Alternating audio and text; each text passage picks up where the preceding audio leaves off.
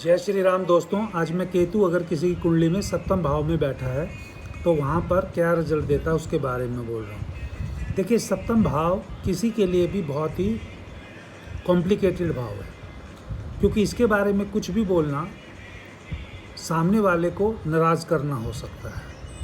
लेकिन कोई भी ग्रह बैठेगा वहाँ पर वो फ्लेवर तो देगा ही देगा। केतु दो तरीके से काम कर सकता है।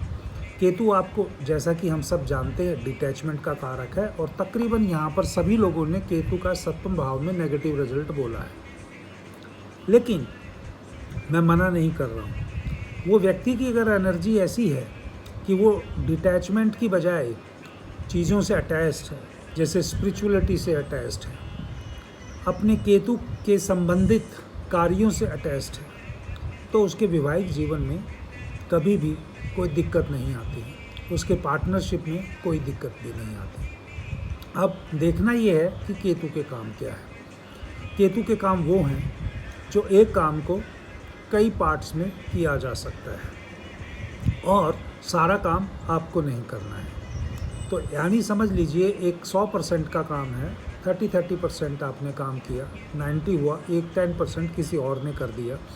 इस तरीके से अगर काम करेंगे तो केतु 7th हाउस में कभी गलत रिजल्ट नहीं देता।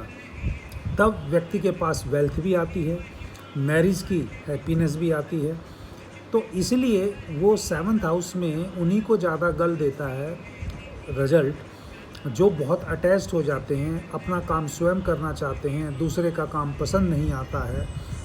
तो वहाँ अगर केतु ना भी बैठा हो, क्योंकि आप केतु जैसी हरकतें कर रहे हैं, तो भी आपको वहाँ पर केतु का इन्फ्लुएंस मिलने को मिल जाता है। तो इसलिए मैं हमेशा कहता हूँ कि केतु 7th हाउस में बोलना ऑलवेज कॉम्प्लिकेटेड है। मैंने अगर मान लीजिए आपका लाइफ पार्टनर है, उसमें आपके लाइफ पार्टनर में कुछ केतु से संबंधित एक्टिविटी है, तो जैसे मान लीजिए कोई उनका बॉडी पार्ट का कुछ मिसिंग है या बॉडी पार्ट में कुछ डिफॉर्मिटी है, कभी भी वहाँ पर 7th हाउस में उनकी मैंने शादी को बिगड़ते हुए नहीं देखा, क्योंकि वहाँ केतु की एनर्जी यूज़ होगी बाय नेचर।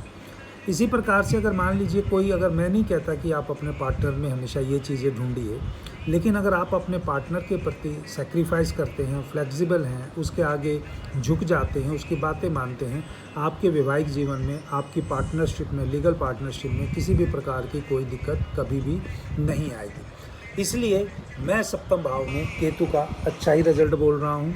और उसके लिए कंडीशन क्या है, आपको अटैचमेंट नहीं रखना है, आपको फ्लेक्सिबल होना है।